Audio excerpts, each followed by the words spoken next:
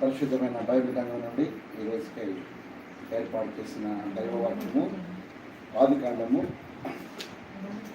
18వ అధ్యాయము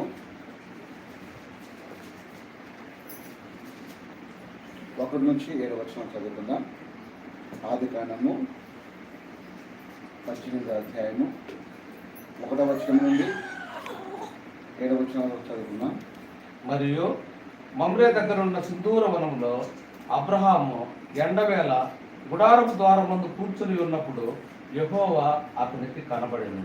అతడు కన్నులెత్తి చూసినప్పుడు 3 మనుషులు అతని ఎదుట నిలబడి ఉండ్రి. అతడు వారిని చూచి గుడారపు వాకిటి నుండి వారిని ఎదుర్కొనుటకు పరిగెత్తి నేల మట్టుకు వంగి, ప్రభువా, నీ కటాక్షము నా మీద ఉన్న ఎడల ఇప్పుడు నీ దాసుని దాటిపోవద్దు. నేను కొంచెం నీళ్లు తెప్పించదును. దయచేసి కాళ్ళు కడుక్కొని ఈ చెట్టు క్రింద అలసట తీర్చుకునుడి. కొంచెం ఆహారం తెచ్చదను. నీ ప్రాణములను బలపరుచుకునుడి. తరువాత మీరు వెళ్ళవచ్చును. ఇందు నిమిత్తం కదా మీ దాసుని వద్దకు వచ్చి తిరగను. వారు నీవు చెప్పినట్లు చేయమనగా అబ్రహాము గుడారంలో ఉన్న శారా యొద్దకు త్వరగా వెళ్ళి, నీవు త్వరపడి 3 మానికల మెత్తని పిండి తెచ్చి పిసికి రొట్టెలు చేయమని చెప్పాను. మరియు అబ్రహాము పశువుల మందకు పరిగెత్తి ఒక మంచి లేక దూడను తెచ్చి ఒక పనివారికి అప్పగించెను. వాడు దాన్ని త్వరగా సిద్ధపరిచాడు. తరువాత అతడు వెన్నను పాలను తాను సిద్ధం చేయించిన దూడను తెచ్చి వారి ఎదుట పెట్టి, వారు భోజనం చేయుచుండగా వారి యొద్ద ఆ చెట్టు క్రింద నిలుచుండెను. చిన్న ప్రార్థన చేసుకుందాం. పరిశుద్ధుడా, పరిశుద్ధుడా, జీవాధిపతి, జీవం కలిగిన ప్రభువా, నీ శ్రేష్టమైన ఘనమైన నామాన్ని బట్టి వందనాలు. మీ దైవసేవకుడు ప్రభువా జయమందిర గారి గృహంలో చిన్న మందగా చేరి స్తుతించుటకు, ఆరాధించుటకు, కనపరచుటకు మాకు ఇచ్చినటువంటి ఈ శ్రేష్టమైన అవకాశాన్ని బట్టి స్తుతి స్తోత్రము తెలియజేస్తుంటున్నాను. పరిశుద్ధాత్ముడా, మీరు ప్రేరేపించిన వాక్యాలను బట్టి స్తోత్రము నాయన. ఆదికాండము 18వ అధ్యాయం నుంచి మీరు మాట్లాడబోతున్నందుకు మీకు వందనాలు స్తోత్రాలైనా. సూటిగా తేటగా స్పష్టముగా మా అందరితో మీరు మాట్లాడమని, మా అందరి హృదయ ధ్యానములు మీ దృష్టికి అంగీకారమైనట్లుగా మీ కృపను కుమ్మరించమని, మీ శక్తిని, మీ ప్రభావమును మా అందరి మీద కుమ్మరించమని, చిన్న మందుగా ఉంటుండగా మా అందరి మీద నీ పరిశుద్ధాత్మ శక్తిని కుమ్మరించి, మీ రక్త ప్రోక్షను మా అందరి మీద కుమ్మరించమని, వెనుగల చెవులు గ్రహించే మనస్సు పిల్లలందరికీ దయచేయమని, ఈ వాక్యానికి అడ్డుకుంటున్న చీకటి దురాత్మ అంధకార శక్తులను బంధించి లయపరచమని, ఈ నామం మాత్రమే తండ్రి, అయ్యా తండ్రి, బయలుపరిచి ఈ వాక్యము బయలుపరచమని, నన్నైతే సిలువ చాటున మరుపరచమని యేసుక్రీస్తు బలమైన శక్తిగల నామములో అడిగి వేడుకొని ప్రార్థిస్తున్నాము తండ్రి, ఆమేన్.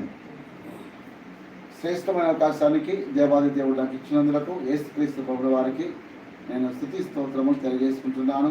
మరియు దైవ సేవకులందరికీ మరియు ఇక్కడ కూర్చున్న బిడ్డలందరికీ, ముఖ్యంగా జ్ఞానేంద్ర దైవ సేవకులు కూడా ప్రభు నామన వందనాలు తెలియజేసుకుంటున్నాను. ఇక్కడ కూర్చొని వాక్యం చెప్పాలని ఆలోచన చేస్తూ ఉన్నప్పుడు నేను దేవుడు ప్రేరణ ప్రకారము 3 అంశాలు నాకు దేవుడు గుర్తు చేస్తున్నాడు. ఏంటి 3 అంశాలు అంటే, ఇది గృహము కాబట్టి ఒక గృహం ఏంటంటే ఆతిథ్యమిచ్చే గృహం, 2వ గృహం ఏంటంటే ఆహ్వానించే గృహం, 3వ గృహం ఏంటంటే ఆరాధన చేసే గృహం. ఈ 3 గృహాల గురించి కొద్ది నిమిషాలు మనం ధ్యానించుకున్నాం. ఇక్కడ మనం గమనించినట్లయితే ఆదికాండం 18వ అధ్యాయంలో మమ్రే సింధూర వనము దగ్గర అబ్రహాము ఎండవేళ గుడారం దగ్గర కూర్చోన్నాడు. ఎక్కడ కూర్చోన్నాడు ఎండవేళ? ఆయన బయటనే ద్వారం దగ్గరే కూర్చోన్నాడు. కూర్చోన్నప్పుడు ఏం జరిగిందట? కనులెత్తి చూసినప్పుడు 3 మనుషులు అతనికి కనపడాను. ఆ ముందే ఉంటుందంటే ఎండవేళ గుడార ద్వారం ముందు కూర్చొని ఉన్నప్పుడు యెహోవా అతనికి కనపడాను. చూడండి, మనుషులేమో 3 వెనకొస్తున్నారు, వారి ముందు దేవుడు కనపడుతున్నాడు అబ్రహాము. అంటే మన జీవితాల్లో, మన హృదయాల్లో మన యొక్క క్రైస్తవ జీవితం ఎలా ఉండాలంటే దేవుని కొరకు ఎదురు చూచేవారుగా ఉండాలి. హల్లెలూయా. ఎప్పుడు కూడా మనము ద్వారం దగ్గరనే కూర్చోవాలి. అంటే అర్థం ఏంటని? దేవుడి వాకిట అంటే ఎప్పుడు వాక్యం దగ్గరనే మనం ఉండాలి ఎక్కువ. ఎప్పుడైతే వాక్యం 2 చూడండి, వాక్యం దగ్గర ఎప్పుడైతే మనం ఉంటామో దేవుడు నిన్ను చూస్తాడు. ఇక్కడ దేవుడే స్వయంగా అబ్రహాం గృహానికి వస్తా ఉన్నాడు. చూడండి ఎంత గొప్ప భాగ్యము. ఎప్పుడైతే ఆ యెహోవా కనపడ్డాడో వెంటనే చూశాడో 3 మనుషులు వెనకేస్తున్నారు. ముగ్గురు మనుషులు వస్తూ ఉంటే ఆ ముగ్గురు మనుషులు వచ్చినప్పుడు వెంటనే ఆయనంత వయసు ఉన్న అబ్రహాము పరిగెత్తుకుంటూ వాళ్ళ దగ్గర పోయాడంట. చూడండి, పరిగెత్తుకుంటూ పోయి ఏం చేశాడంట? పరిగెత్తుకుంటూ పోయి ఏమంటున్నాడు? నేలమట్టుకు వంగి సాష్టాంగ నమస్కారం ఎవరు చేస్తారంటే దేవుడికే, ఎవరికి కూడా నమస్కారం చేయకూడదు. యోహాను భక్తుడు పరవశుడైనప్పుడు ఆ పరలోక దర్శనంలో పద్మాసు దీపం నుంచి ప్రకటన గ్రంథం రాస్తా ఉన్నప్పుడు అక్కడ దేవతతో సాగిలపడతాడు. అయ్యా నువ్వు నాకా సాగిలపడాల్సింది, అక్కడ దేవుడు ఉన్నాడు కాబట్టి దేవుడికే నువ్వు సాగిలపడాలి. మనం కూడా ఎవరి కాళ్ళు కూడా పట్టుకోకూడదు. నువ్వు దేవుళ్ళ వచ్చినావు అనకూడదు క్రైస్తవుడు. హల్లెలూయా, దేవుడు నిన్ను పంపించాడని చెప్పాలి. కాబట్టి మనం కాళ్ళు పట్టుకోవద్దు ఎవరి కాళ్ళు. ఒక సందర్భం వచ్చింది నాకు, నేను ఉద్యోగం చేస్తా ఉన్నా వేరే చోట, చిన్న ప్రాబ్లం వచ్చి బయటకు వచ్చేసిన తర్వాత కోర్టుకు వేసిన. కోర్టుకు వేసే ముందు వాళ్ళు అన్నారు, నువ్వు పోయి ఏజెంట్ కాళ్ళు పట్టుకోవాలి అన్నారు. నేనన్నా నా దేవుడు కాళ్ళు తప్ప ఎవరు కాళ్ళు పట్టుకోవాలి. హల్లెలూయా. కాబట్టి సాక్ష్యంగా మనకు ఉండాలి. కాబట్టి మనకు అబ్రహాం నేల మట్టుకు వంగినాడంటే అర్థం ఏంటంటే ఇక్కడ దేవుడు అక్కడ ఉన్నాడని అర్థం. హల్లెలూయా. వెంటనే దేవుడు చూసి ఏమంటున్నాడు? నేల మట్టుకు వంగి, ప్రభువా నీ కటాక్షము నా మీద ఉన్న ఎడల నీ దాసును దాటిపోవద్దు, ఇక్కడ నుంచి పోవద్దు మీరు అని వాళ్ళకి అడ్డపడి చేస్తున్నాడు. నీళ్లు తెప్పిస్తున్నాడు, కాళ్ళు కడుక్కోమన్నాడు, తర్వాత అలసట తీర్చుకోమన్నాడు, ఆహారం తీస్తానన్నాడు, నీ ప్రాణములను బలపరుచుకోమని చెప్పినాడు. వెంటనే గుడారంలోకి వెళ్ళి షారా దగ్గరికి పోయినాడు. అమ్మా షారా, నువ్వు ఇప్పుడు రొట్టెలు తయారైనాడు. 3 మానికలు అంటే అర్థం ఏంటంటే, నిన్న ఒక బ్రదర్ నాకు క్వశ్చన్ వేసినాడు, 3 మానికలు అంటే ఏంటి అని. నేను కొన్ని బుక్స్ రెఫర్ చేస్తే 3 మానికలు అంటే గుర్తుపెట్టుకోండి 11 కేజీల 260 గ్రాములు అంట. 11 కేజీలు 260 గ్రాములు అండి. ఆశ్చర్యపోయినా. చాలా మంది 2.5 సేర్ అన్నారు. నాకు చెప్పినారు కానీ ఆధారం దొరకల. ఇంగ్లీష్ డెక్స్ బైబుల్లో చూస్తే 1.5 పెర్క్ అని రాస్తున్నారు. దాంట్లో 1.5 పెర్క్ ఏది సమాధానం అని మళ్ళీ నెట్లో కొడితే నాకు దానికి సమానం ఏంటంటే 11 కేజీల 260 గ్రాముల పిండి పిసికినాను. పిసికి ఉండవచ్చు. ఆ కాలంలో చాలా శక్తి కలిగిన వారు. రేపుగా కూడా చాలా నీళ్లు చేతిపోసింది ఒంటెలకన్నిటికి. అంటే అంత శక్తి వాళ్ళకు ఉంది అప్పట్లో. కాబట్టి ఇక్కడ చూసినట్లయితే వెంటనే పిండి తెమ్మన్నాడు, రొట్టె తాగేమన్నాడు, దొడ్లేకపోయినాడు. తనే ఒక లేత దూడను తీసుకొచ్చినాడు, వారికి ఆతిథ్యం ఇచ్చినాడు. ఎప్పుడైతే ఆతిథ్యం ఇచ్చినాడో, ఎప్పుడైనా గమనించండి, మనం ఎవరికైతే ఆతిథ్యం ఇస్తామో దేవునికి, వెంటనే దేవుడు ఊరికే వదిలిపెట్టాడు, ఒక ఆశీర్వాదించిపోతాడు. హల్లెలూయా. ఇక్కడ చూసినట్లయితే అబ్రహాము దేవుడు ఆతిథ్యం ఇవ్వాలని అనుకున్నాడు, ఇచ్చినాడు, సంతోషంగా ఇచ్చినాడు. వారి దగ్గర నిలబడుకున్నాడు, నిలబట్టుకు సాగిలపడినాడు. వెంటనే వాళ్ళు అప్పుడు చెప్పిన మాట ఏంటంటే, నీకు నీ భార్య షారా గర్భవతి అవుతుంది అన్నాడు. చూడండి ఆ వాక్యం చూద్దాం ఒకసారి. 13 వచ్చిన 18, 13. అంతటా యెహోవా అబ్రహాముతో, వృద్ధురాలి నేను నిశ్చయముగా ప్రసవించేదనా అని షారా నవనేలా, యెహోవాకు అసాధ్యమైనది ఏదైనా ఉన్నదా? దేవుడు ఇంట్లోకి వస్తే ఏం చూస్తాడంటే, మనలో ఏ కొరత ఉందో చూస్తాడు. హల్లెలూయా. మన హృదయాంతరంగాలు తొమ్మిది చూసేవాడు మన దేవుడు. వచ్చిన వెంటనే అబ్రహాముకు, ఓ అబ్రహామా నువ్వు బాగా పెట్టినావు ఆహారం అని వెళ్ళిపోలా. వెంటనే ఆ ఇంట్లో ఉన్న కొరతను చూస్తున్నాడు. ఈరోజు మన ఇంట్లో కొరత దేవుడు చూస్తా ఉన్నాడు. హల్లెలూయా. తప్పకుండా దేవుడికి అసాధ్యమైనది ఏది లేదు. మనం అనుకుంటాం ఇది సాధ్యమవుతాదా, ఓ చిన్న మందిరమే, ఆ చిన్న ఇల్లు అనుకుంటాం. కానీ దేవునికి అసాధ్యమైనది ఏది లేదు. గొప్ప గొప్ప వారు కూడా చిన్న స్థాయి నుంచే పై స్థాయికి వచ్చినారు. హల్లెలూయా. యేసన్న జీవితం చూస్తే ఎంత చిన్న స్థాయి నుంచి వచ్చినాడు. సతీష్ కుమార్ గారు చిన్న స్థాయి నుంచి వచ్చినారు. గొప్ప గొప్ప వారు కూడా చిన్న స్థాయి నుంచి వస్తారు. ఎప్పుడైతే కష్టము శ్రమ అనుభవిస్తామో వెంటనే సుఖము దేవుడు అనుభవిస్తాడు. హల్లెలూయా. కాబట్టి ఇక్కడ ఎప్పుడైతే ఆతిథ్యం ఇచ్చే కుటుంబముగా దేవుడికి మారిందో అబ్రహాం కుటుంబము, భార్యాభర్త ఇద్దరు కూడా దేవుడి కొరకు పనిచేసినారు. సుమారుగా 3-4 వేల మంది పరమేశ్వరులు ఉంటారు. ఎవరికి చెప్పలే, వాళ్ళు స్వయముగా వారే పనిచేసినారు. దేవుడికి పరిచర్యలో మనమే చేయాలి పని. సేవకురాలు సేవకుడే చేయాలి. ఒకసారి మా మందిరంలో తిలకనగర్లో ఉంటుంది, బైపాస్లో కసూదేలు ఎవరు ఉదయం పూట నేను డోర్ స్కూల్ చేసుకుంటేనే కసూది వస్తా అంటే ఒకసారి అన్న మీరు తిరుగుతున్నా అంటే ఏమ్మా అంటే వద్దున్నా మీరు నేను దోస్తాను అని వచ్చింది. చెప్పిన అమ్మ ఆశీర్వాదాలు అందరికీ మాకు కూడా రావాలి, మా ఆశీర్వాదాలు. హల్లెలూయా. తప్పు కానే కాదు, మనమే చేసుకోవాలని. ఇక్కడ చూస్తే అబ్రహాము షారా ఇద్దరు కూడా వారే స్వయంగా తయారు చేసినారు. అనుకుంటే వాళ్ళు పని మనిషి పిలిచి చేయరాని చేస్తారు. అయితే వారే చేసుకున్నారు. చూడండి, వెంటనే దేవుడికి ఆశీర్వాదం ఇచ్చినాడు. వారి కుటుంబంలో గర్భము తెరవబడలేదు. గర్భము తెరవబడకుండా ఉంటే దేవుడు మాట్లాడిన మాట, షారాకు గర్భవతి అవుతుంది అన్నాడు.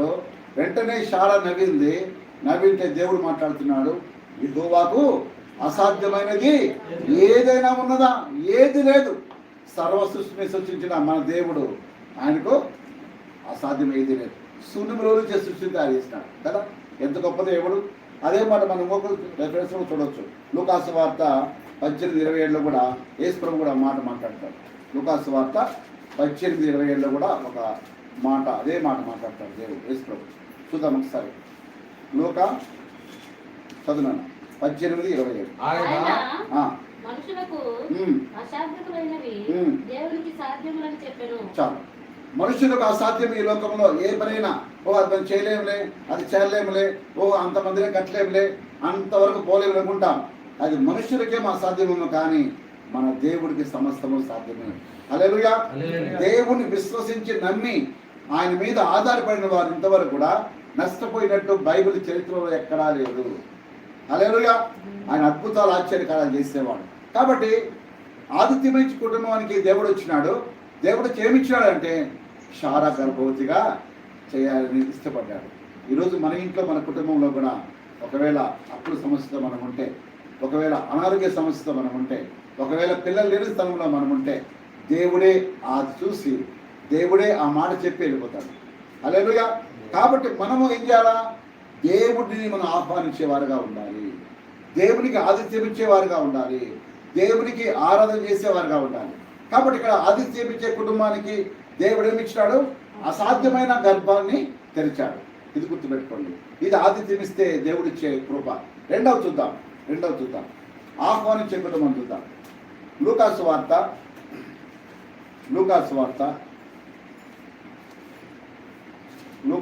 10వ అధ్యాయము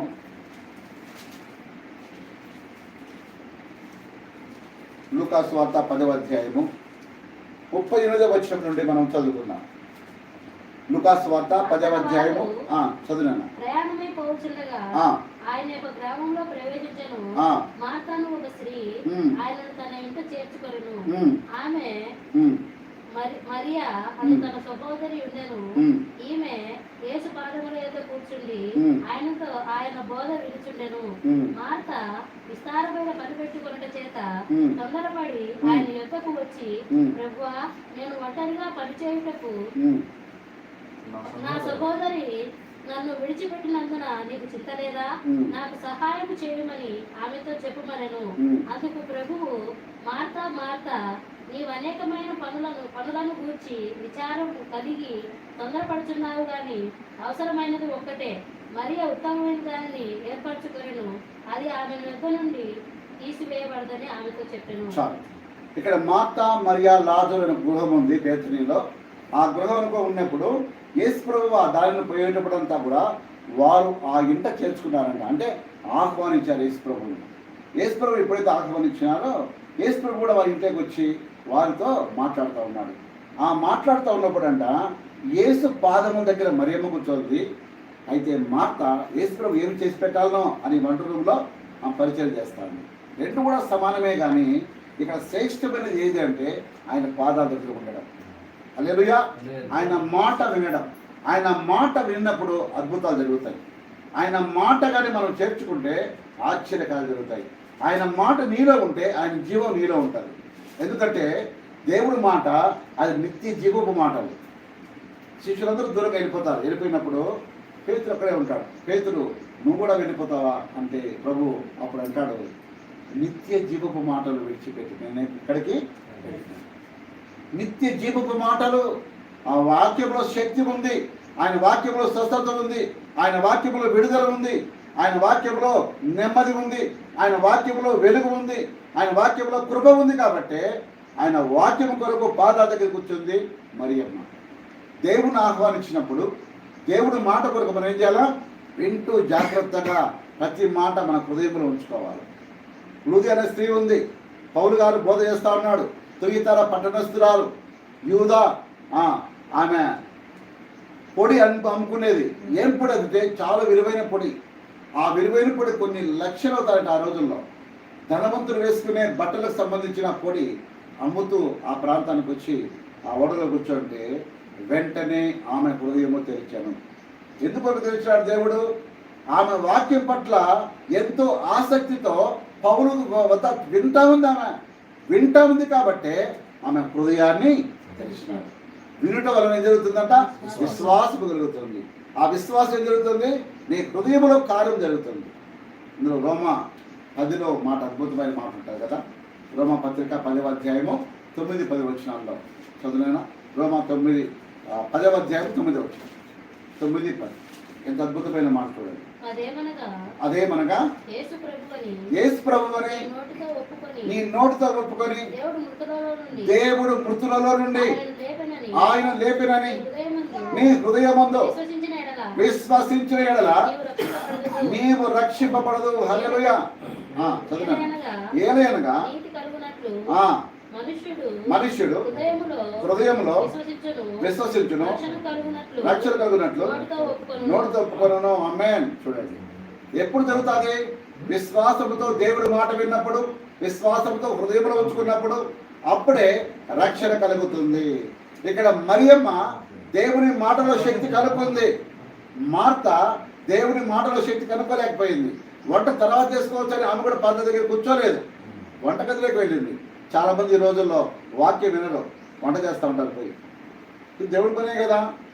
మొట్టమొదటగా మనము ప్రథమ స్థానం జరిగేయాలా? వాక్యానికి ఇవ్వాలా. వాక్యానికి ఎప్పుడైతే ఇస్తావో నీ జీవితం, నీ కుటుంబము, నీ స్థితి మొత్తం దేవుడు మారుస్తాడు. హల్లెలూయా. ఇక్కడ చూస్తే మరియమ్మ పాదాల దగ్గర కూర్చోనుంది, కానీ మార్త వంట రూములో పరిచయం చేస్తా ఉంది. అంత మాత్రమే కాకుండా ఏమంటుంది? అయ్యా, నేను ఒంటరిగా పనిచేయటకు నా సహోదరుని విడిచిపెట్టినందున నీకు చింత లేదా? దేవుడికే క్వశ్చన్ వేస్తాను. చాలాసార్లు దేవుడికే క్వశ్చన్ వేస్తాను. ఏం ప్రభు ఇంత ప్రార్థన చేస్తే ఏం జరిగింది? నాకేమైనా అప్పు తీరిందా? నా వ్యాధి పోయిందా? నాకు వివాహమైందా? నాకు ఉద్యోగం వచ్చిందా? నా సేవ బాగుపడిందా అనుకుంటా ఉంటాం.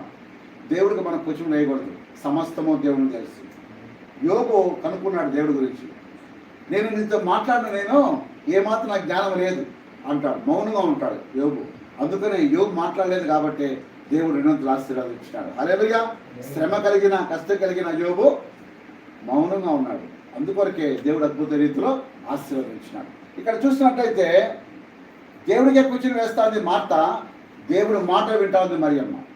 వెంటనే ఇక్కడ అద్భుతమైన మాట దేవుడు మాట్లాడుతున్నాడు. నాకు సహాయం చేయమని ఆమెతో చెప్పమనేను. అందుకు ప్రభు, మార్త నీవు అనేక పనులను గురించి విచారము కలిగి తొందరపడుచున్నావు, కానీ అవసరమైనది ఒక్కటే. క్రైస్తవ జీవితానికి అవసరం ఒకటే. ఏంటంటే దేవుని వాక్యము. దేవుని వాక్యంలో జీవం ఉంది, దేవుని వాక్యంలో సత్యం ఉంది, దేవుని వాక్య పరలోకం నడిపించే మార్గం ఉంది. అందుకొరకే ఆ వాక్యాన్ని మనము అనుదినము, అనుక్షణము ధ్యానిస్తూనే ఉండాలి. హల్లెలూయా. ఒక చిన్న కథ చెప్పి మళ్ళా వాక్యాలకు వద్దాం. ఒక 2 పాస్టర్స్ మాట్లాడుకుంటున్నారంట. నేను, అబ్రహాం లాంటి 2 పాస్టర్స్ ఉంది.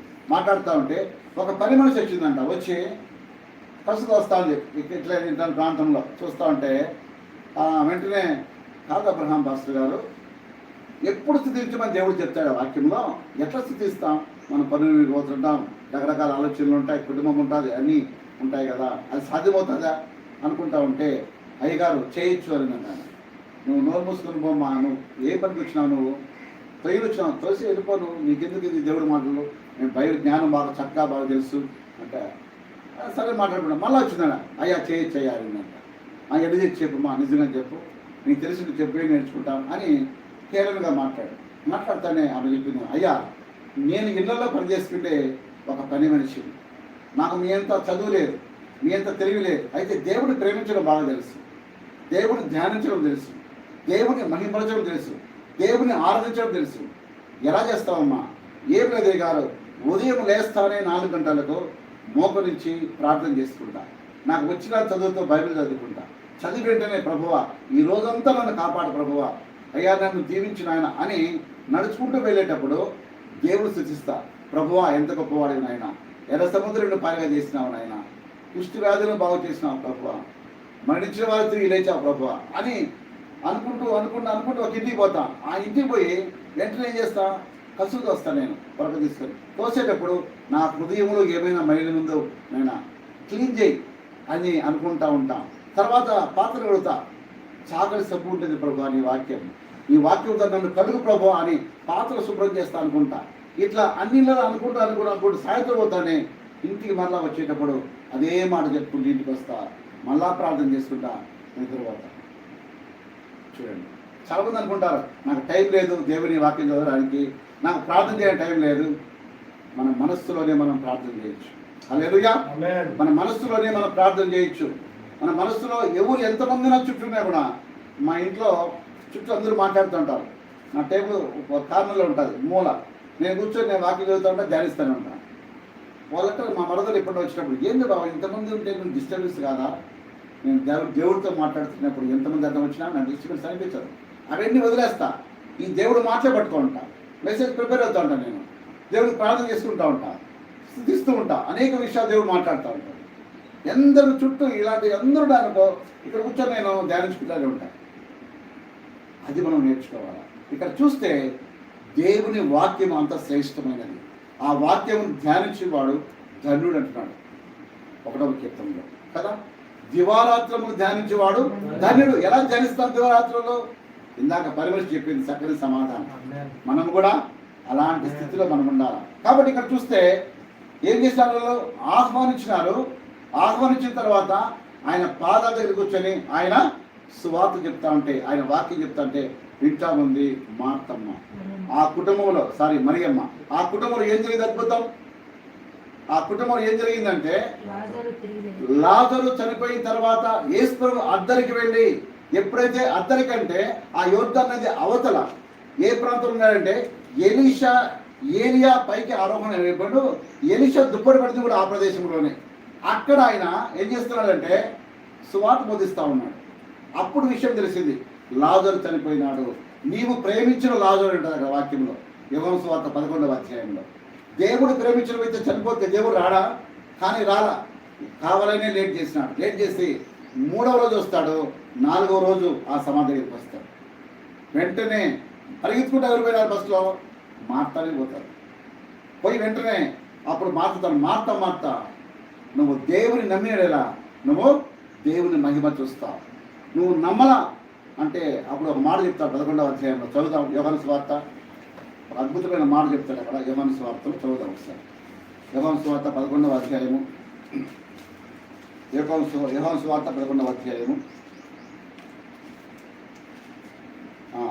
21వ వచనం చదువుతుంది.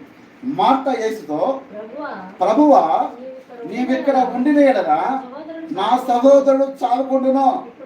ఇప్పుడైనను నీవు దేవుని ఏమడిగినను దేవుడు నీకు అనుగ్రహించునని ఎరుగుదునా నేను. యేసు నీ సహోదరుడు మరలా లేచునని ఆమెతో చెప్పగా, మార్త ఆయనతో అంత్యదినమున పునరుత్థానమందు లేచునని ఎరుగుదునా నేను. అందుకు యేసు, పునరుత్థానమును జీవును నేనే, నా యందు విశ్వాసముంచువాడు చనిపోయినను బ్రతుకును, బ్రతికి నా యందు విశ్వాసముంచువాడు ప్రతివాడు ఎన్నటికి చనిపోడు. ఈ మాట నమ్ముచున్నావా అని అడిగాను. చూడండి, ఇక్కడ మరియమ్మ అడగల మాట మార్త మాట్లాడుతుంది. మరియమ్మ ఎందుకు అడగలేదు?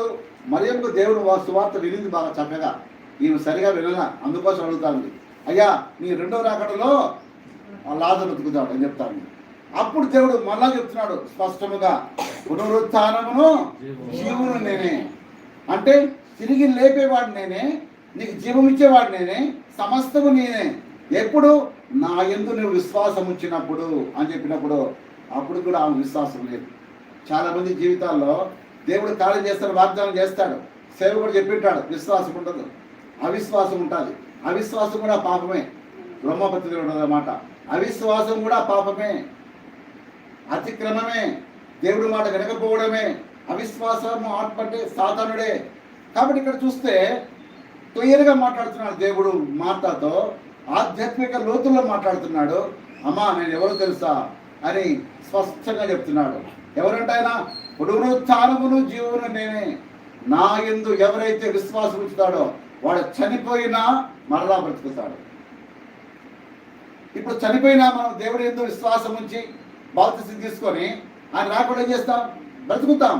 అది చెప్తున్నాడు ఆమెకు. అది చెప్తే ఆమె నమ్మడంలే. లాజరు బ్రతికిస్తానమ్మంటే నమ్మడంలే. ఎందుకు నమ్మలా?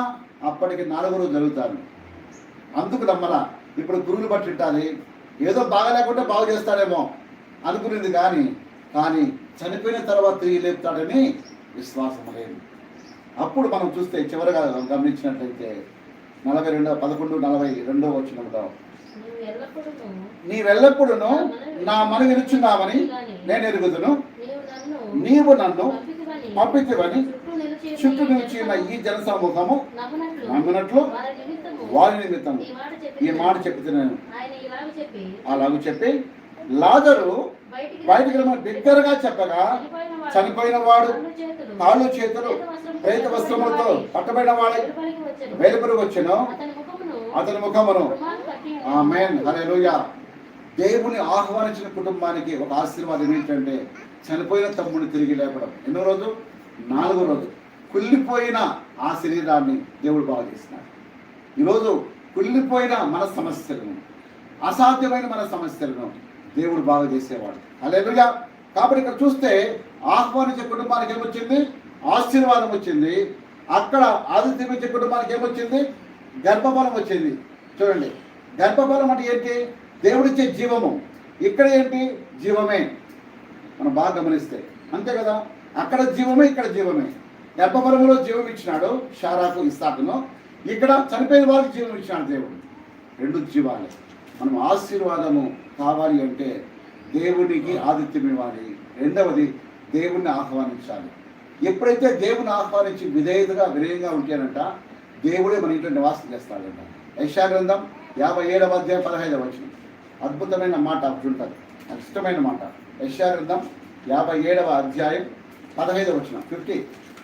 యెషయా 57:15 గట్టిగా చదవండి బాగా.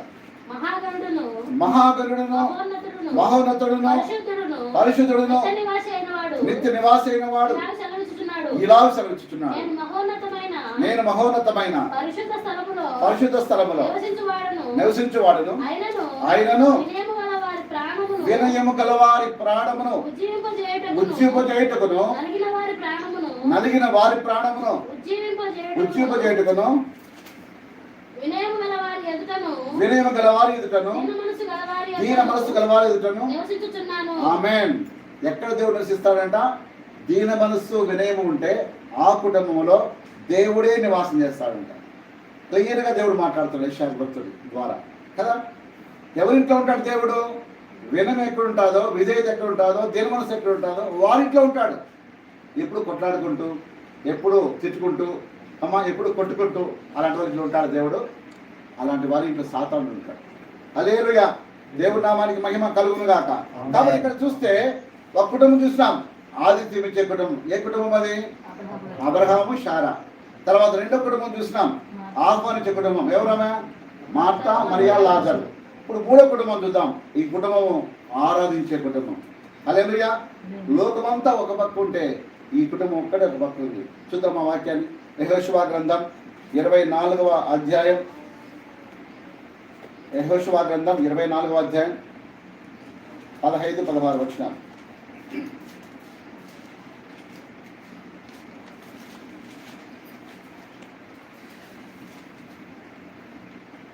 చదివినాను 15-16 15-16. యెహోవాను సేవించుట నీ దృష్టికి కీడని తోచిన యెడల మీరు ఎవరిని సేవించగరో, నది అద్దరిని మీ పితరులను సేవించిన దేవతలను సేవించగరో, అమోరీయుల దేశమున మీరు నివసించుచున్నారే వారి దేవతలను సేవించెదరో. నేడు మీరు కోరుకొనుడి, మీరెవరిని సేవింపగోరినను నేను నా ఇంటి వారును యెహోవాను సేవించదమనెను. అందుకు ప్రజలు యెహోవాను విసర్జించి ఇతర దేవతలను సేవించిన ఎడల మేము శాపగ్రస్తులు మగుదుము గాక. చాలు. యెహోషువ చెప్తున్నాడు, ప్రజలందరూ కూడా ఒక పక్క ఉన్నారు. వారు పూజించే దేవతలు వేరు, వారు విగ్రహాలను చేస్తూ ఉన్నారు. ఐగుప్తులో ఉన్న ఆ విగ్రహాలను తీసుకొచ్చి వారు రకరకాలుగా మాట్లాడుతూ ఉన్నారు. అయితే అప్పటికే మోషే చనిపోయినాడు, యెహోషువ నాయకత్వం వచ్చింది. అప్పుడు యెహోషువ కోపం వచ్చింది. కోపం వచ్చి ఒక మాట చెప్తున్నాడు, అయ్యా మీరు ఎవరినైనా సేవించుకోండి, ఎవరినైనా పూజించుకోండి, ఎవరినైనా ఆరాధించుకోండి, నేనైతే యెహోవాను సేవిస్తాను. ఎవరు? నేను మాత్రమే కాదు, మా కుటుంబం అంతా. హల్లెలూయా. ఇంగ్లీష్ బైబిల్లో హెబ్రీ భాష రాసింటారు, సేవించుట అనే దానికి అర్థం ఏంటంటే దేవుని ఆరాధించుట, దేవుని గణపరచుట, దేవుని కొనియాడుట. ఇది చేసినాడు ఎవరు? యెహోషువ. యెహోషువ కుటుంబము ఒక్కటే దేవుణ్ణి ఆరాధించడానికి సిద్ధపడింది. ఆ ఇశ్రాయేల్ ప్రజలంతా ఒక పక్క ఉంటే యెహోషువ కుటుంబం ఒక పక్క ఉంది. అందుకొరకే దేవుడు మాట్లాడుతూ ఉన్నాడు యెహోషువతో, యెహోషువ నువ్వు మోషే తర్వాత నాయకుడు నువ్వయ్యా. ఎందుకంటే అందరూ ఒక పక్క ఉంటే మనమంతా ఒక పక్కనే ఉంటే ఒక ఇల్లే, అది చూస్తే ఎట్లుంటుంది? ఆశ్చర్యంగా ఉంటుంది. ఊరంతా ఒకటే, మన ఇల్లు ఒకటే. ఇది క్రైస్తవ జీవితంలో మనం ఉండాల్సిన లోకంలో. ప్రత్యేకించబడిన వారం మనం, ఏర్పాటు చేయబడిన వారం, ఎన్నుకున్న వారం. ఎవరు మనం? రాజులైన యాజక సమూహంలో ఉన్నవారం. పేతురు స్పష్టంగా మాట్లాడతారు. పేతురు రాసిన మొదటి పత్రిక 2వ అధ్యాయము 9వ వచనం. అయితే చీకటిలో నుండి మీరు ఆశ్చర్యకరమైన వెలుగులోకి మిమ్మల్ని పిలిచిన దేవుడు తన గుణాతిశయములను ప్రచురము చేయలాగున ఏర్పరచబడిన వంశము, రాజుల యాజక సమూహము, పరిశుద్ధ జనమును, దేవుడు సొత్తని ప్రజలు. ఎంత అదృష్టం అండి నిజంగా. క్రైస్తవ బిడ్డలకు చాలా అదృష్టం. మనకు ఆస్తులు అంతస్తు లేకపోయినా కూడా ఆయన చెప్తున్న మాట ఏంటంటే మీరు ఎవరంటే రాజులయ్యా మీరు. అందుకని దేవుడు కిరీటం మన కోసము దాచి ఉంచినాడు. కాబట్టి ఇక్కడ చూస్తే యెహోషువ చెప్తున్నాడు, మీరు ఎక్కడైనా ఎవరైనా ఆరాధించుకోండి, నాకు సంబంధం లేదు. ఇంతవరకు చెప్పినా మీకు మీరు వినలా. అయితే నేను మాత్రం, నా కుటుంబం మాత్రమే దేవుణ్ణి ఆరాధిస్తాం, దేవుణ్ణి అనుసరిస్తాం, దేవుణ్ణి ఆనుకుంటాం, దేవుడి దగ్గరే మేము ఉంటాం. మీరు ఎట్లయినా కూడా నాకు సంబంధం లేదు అన్నాడు. హల్లెలూయా. ఈరోజు మనము కూడా అంతే.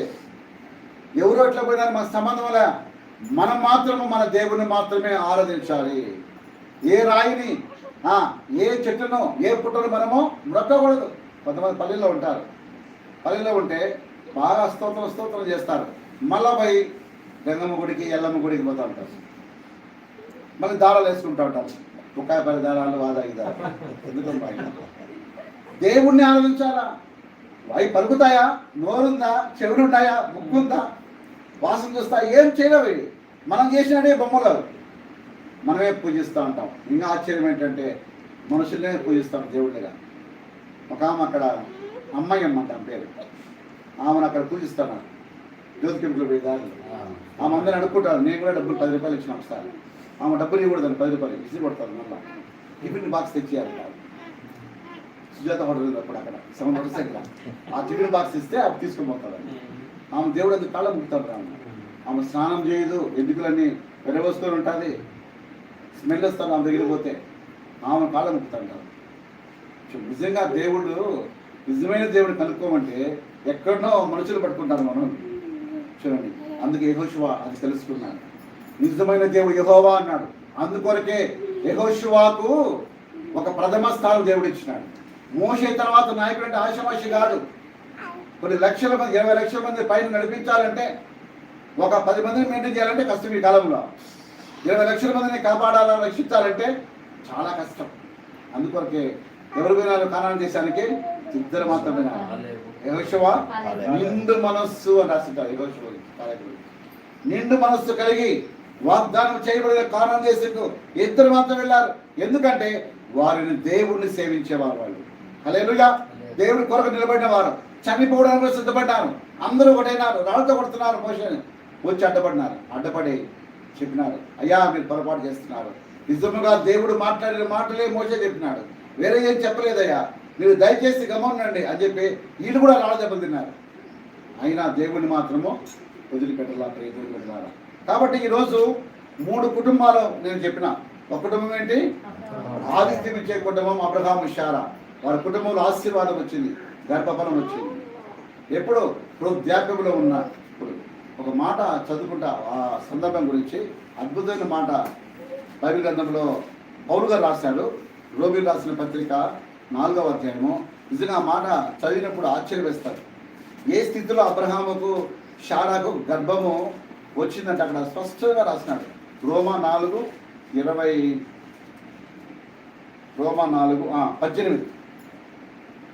వారి కన్నుల ఎదుట కాదేనా? రోమా 4:18 నీ సంతానం నీ సంతానము ఈలాగుండునని చెప్పిన దానిని బట్టి తాను అనేక జన్మలకు తండ్రిగున్నట్లు నిరీక్షణకు ఆధారం లేనప్పుడు అతడు నిరీక్షణ కలిగి నమ్మాను. మరియు అతడు విశ్వాసమునందు బలహీనుడు కాక రమారమి 100 వయసు గలవాడై ఉండి అప్పటికి తన శరీరము మృత తుల్యమైనట్లును శారాగర్భమును ఆలోచించను గాని అవిశ్వాసం వలన దేవుని వాగ్దానం గురించి సందేహింపక దేవుని మహిమపరచి ఆయన వాగ్దానం చేసిన దానిని నెరవేర్చుటకు సమర్థుడని రూఢిగా విశ్వసించి విశ్వాసం వలన బలము నొందెను. ఎంత అద్భుతమైన మాట రాశాడండి. అక్కడ ఆదికాండంలో సరిగా రాయలేదు కానీ మోషే ఇక్కడ పౌలు గారు వచ్చేటప్పటికే అద్భుతంగా క్లారిటీ చేసినాడు. మృత తుల్యమైన గర్భంలో నుంచి మృత తుల్యమైన శరీరం మృతులు అయిపోయింది ఎవరికి? అబ్రహాంతో. ఇంకా సంసారానికి పనికిరాని స్థితిలో ఉన్నాడు అబ్రహాము. ఈమె గర్భం పూర్తిగా మూయబడింది. ఆ స్థితిలో దేవుడు నమ్మినారు. అది విశ్వాసం ఎవరిది? అబ్రహాము. అందుకే ఆయన విశ్వాసం తండ్రి అయినాడు. శారా నమ్మల, అబ్రహాము నమ్మినాడు. అందుకొరకు ఆయన చెప్తున్నాడు, అవిశ్వాసం అన్న కాక 20 వచ్చినాం దేవుని వాగ్దానం గురించి సందేహింపక. ఈరోజు మనకున్న ఒక దౌర్భాగ్యం ఏంటంటే మనం 31st నైట్ వాగ్దానం తీసుకుంటాం, ఒక నెల జరగకపోతే మనం సందేహిస్తాం, జరుగుతుందా లేదా చివరి క్షణంలో కూడా దేవుడు అద్భుతం చేస్తాడు. జరగలేదు అంటే కూడా అది తప్పు మందే ఉంటుంది, దేవుడిది ఉండదు. తర్వాత మనం అడిగితే దేవుడు చెప్తాడు, వాక్యం ద్వారా చెప్తాడు, స్వప్నం ద్వారా చెప్తాడు, తన సేవకుడి ద్వారా చెప్తాడు కదా. ఇక్కడ చూస్తే సందేహింపుల అబ్రహాము ఎప్పుడు సందేహింపదా? అతను సంసారానికి పనికిరాడు, నువ్వు అసలు బిడ్డలు పుట్టాలి నీకు అన్నప్పుడు సందేహించలా.